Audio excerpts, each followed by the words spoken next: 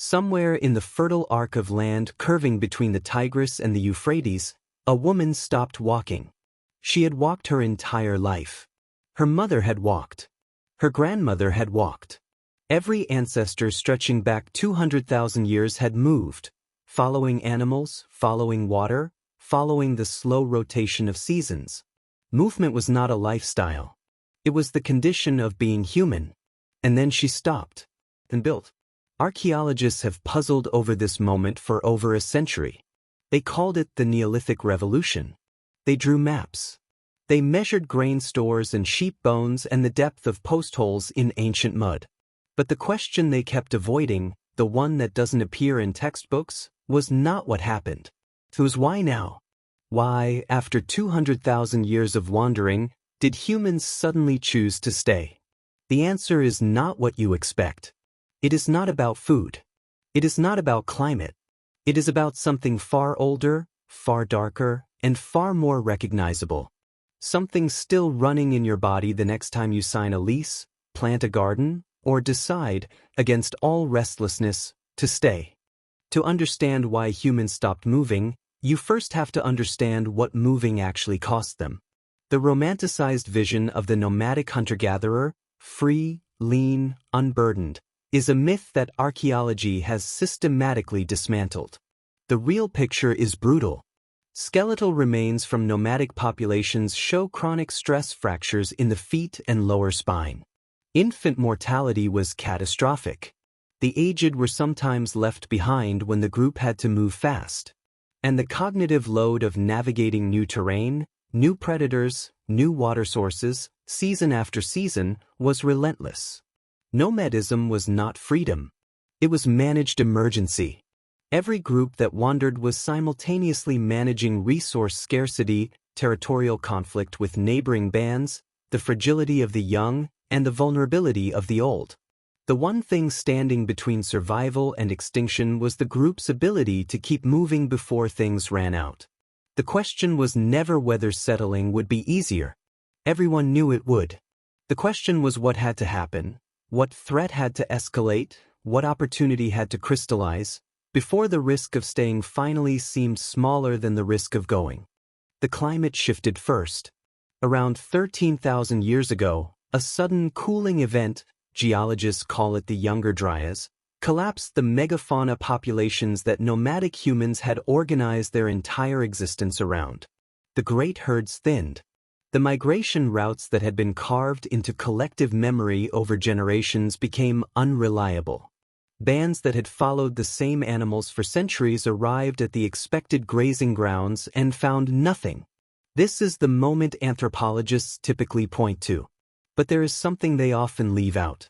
The crisis did not push humans towards settlement immediately. First, it pushed them towards something else entirely. Evidence from Natufian sites. The culture archaeologists consider the bridge between nomadism and settlement, shows a dramatic spike in violent trauma in skeletal remains precisely during this period. Fractured skulls. Embedded projectile points. Mass burial sites that tell stories of sudden, organized killing. The animals were disappearing. The land that could still support life was shrinking. And the groups that had once moved past each other through vast empty space were now, suddenly, standing in each other's way.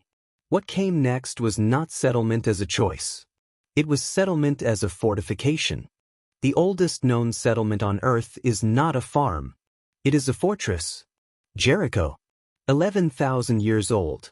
And before its people grew a single domesticated crop, before they herded a single animal, they built a wall. 9,000 years before the Roman Empire. A stone tower 11 meters high. A perimeter ditch carved from bedrock. For decades, archaeologists assumed the wall was defensive, protection against rival bands in an era of shrinking resources. But a newer theory has emerged that is stranger and more unsettling than simple warfare. The wall may have been built to keep out the dead. Not literally. But the Jericho Tower aligns precisely with the setting sun on the summer solstice, the longest day of the year. Some researchers now believe it was a ritual structure built to manage ancestral spirits. And here is the crucial piece. When a community anchors itself to a place where ancestors are buried, it cannot leave. The dead hold the living in place as surely as any wall. The first settlers were not farming. They were grieving. They were performing. They were building a cosmology that required a fixed address. And once the ancestors were in the ground belonged to the living. Something happened to the human brain when it stopped moving. Nomadic groups held territory loosely. The land was a resource, not an identity. You moved through it, used it, left it. The relationship was transactional. But settled groups developed something new. Something neurologically distinct. Attachment to place. Neuroscientists studying modern populations with deep ancestral roots in a single location find measurable differences in how they process threats.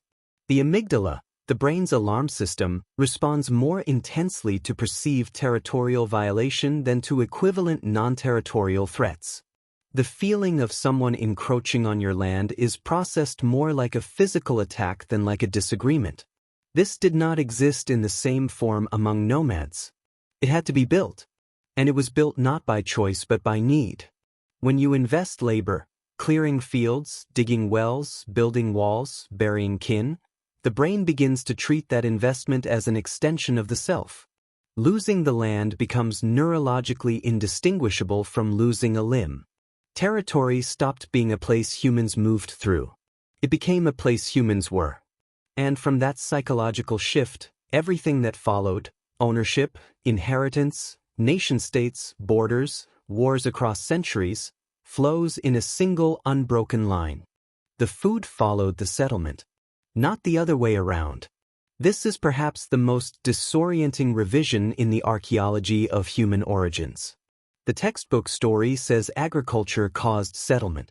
Humans discovered that seeds grew into food, planted them deliberately, and stayed to tend the harvest.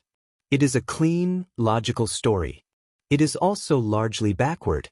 The evidence now suggests that the first grain cultivation happened at sites people were already committed to staying at, for ritual, for territorial, for social reasons. The farming was not the cause of settlement. It was what settlement made possible. And what it made possible was profound and terrible in equal measure. Stored grain is storable power. For the first time in human history, it was possible to accumulate more resources than one family could consume. And wherever accumulation is possible, hierarchy follows. The people who controlled the granary controlled the group. The people who controlled the group determined who ate and who didn't. Examination of Neolithic skeletons shows the moment agriculture took hold with grim precision. Bone health declined. Average height dropped. Dental disease exploded. The calories were more reliable, but the nutrition was catastrophically worse. Humans had traded freedom and health for security and hierarchy. And they never looked back.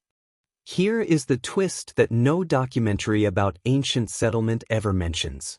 Nomadic peoples who encountered early settlements almost universally refused to join them. Historical records from cultures at the border of nomadic and settled life, the Mongols encountering Chinese agricultural settlements, the Plains tribes encountering European colonial towns, describe a near-universal reaction among nomads: pity. They watched settled people work from sunrise to sunset in the same field, year after year, eating narrower diets, dying younger, bending to the authority of whoever controlled the land. They did not envy this. They found it baffling, pitiful.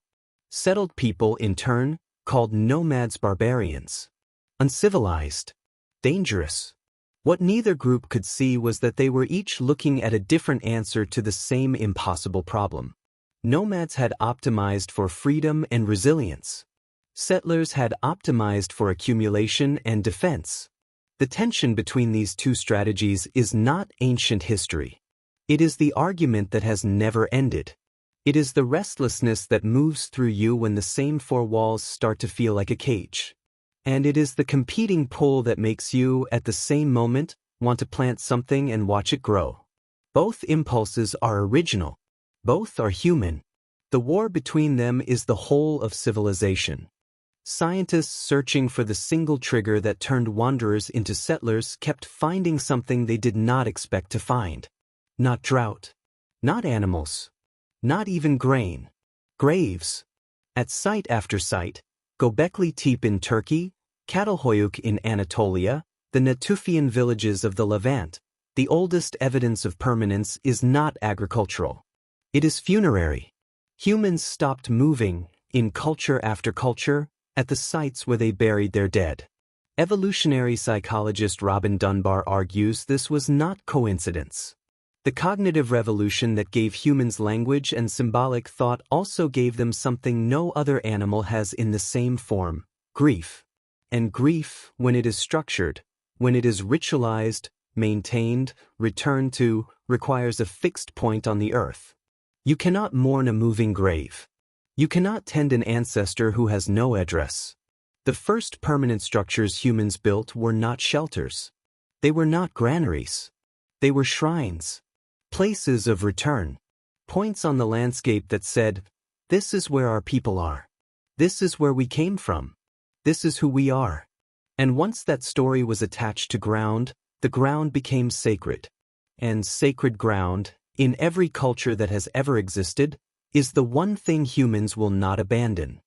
We return now to that woman. The one who stopped. She did not stop because a scientist explained agriculture to her. She did not stop because a leader issued a decree. She stopped because someone she loved was in the ground behind her, and the ground in front of her was unknown, and for the first time in her life, leaving felt like the more dangerous choice. She built. Slowly, over seasons, a shelter became a structure. A structure became a compound. A compound became a village. And into that village, eventually, came grain stores and walls and hierarchies and temples and all the machinery of what we now call civilization. She could not have known what she was starting. The city-states, the empires, the nation-states, the legal codes, the wars over borders that would still be fought 11,000 years after her first stone was laid. She could not have seen any of it. She only knew what you know, in the moments when you stop moving long enough to feel it, that the people who anchor you to a place make the place worth fighting for. That roots are not a limitation. They are the reason the tree survives the storm. The revolution was not agricultural. It was emotional. It always has been.